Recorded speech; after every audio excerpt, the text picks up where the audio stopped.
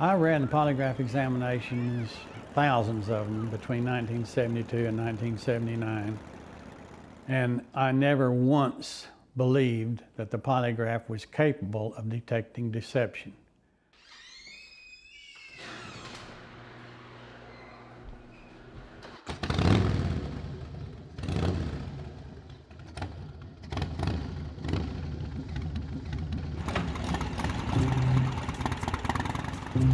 Fear has a definite, distinct smell, a combination of shit and spinach.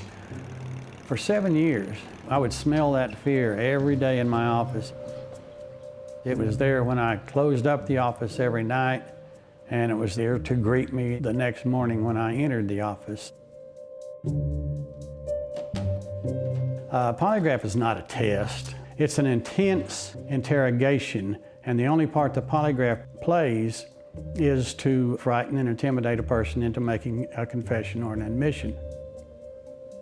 It doesn't record truth or deception. There is no such thing as a lying reaction. It records nervousness. The reaction that would brand you as a liar only indicates deception about 50% of the time. Anybody can pass any lie detector test by simply duplicating the physiological response to fear on demand at the appropriate time. What the polygraph records is your blood pressure, your pulse rate. It also shows what's called the galvanic skin response. That's where electrodes are placed on the first and third fingers of your right hand, and it records the sweat activity in your hand. Then there are pneumograph tubes placed around your chest and stomach that record your breathing. Any number of innocent stimuli can and do cause the exact same reaction that would brand you as a liar. The more well-developed your sense of conscience, the more likely you are to flunk a polygraph examination, and the more of an old thief and the more hardened your conscience, the better your chances of passing it. Take a quarter out of your pocket and flip that sucker. If it's heads, they're lying. If it's tails, they're telling the truth. That's exactly the same degree of accuracy that this polygraph instrument has.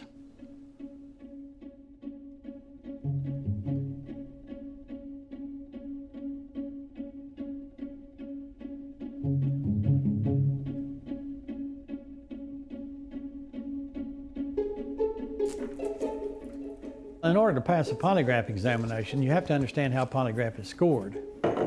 There are two different types of questions, relevant and control.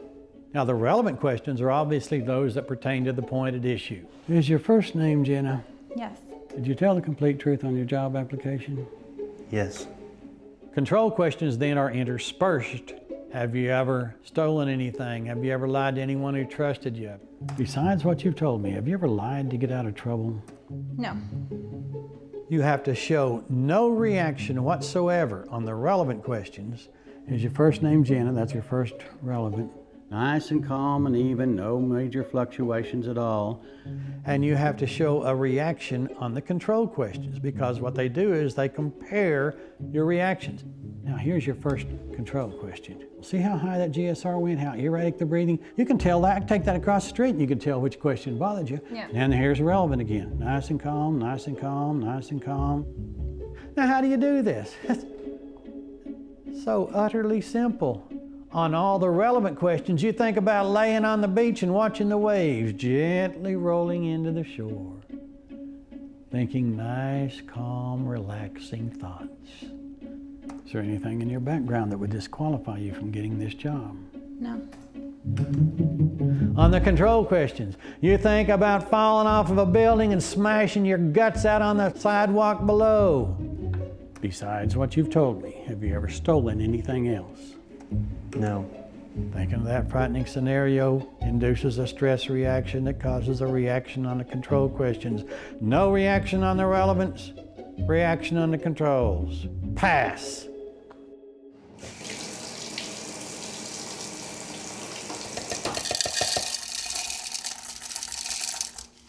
Freshly ground coffee.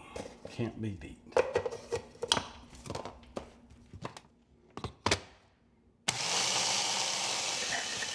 For the past 35 years, I have dedicated my life to exposing the waste, fraud, and abuse in the polygraph industry.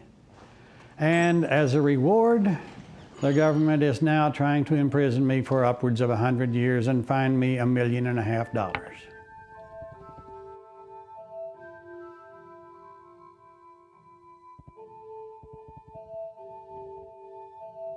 How dare you file federal criminal charges against me for protesting the use of this polygraph and demonstrating what a ridiculous instrument it is. The devil hates to be mocked, and I'm mocking them every chance I get, exposing them for frauds, con men, and manipulative bastards.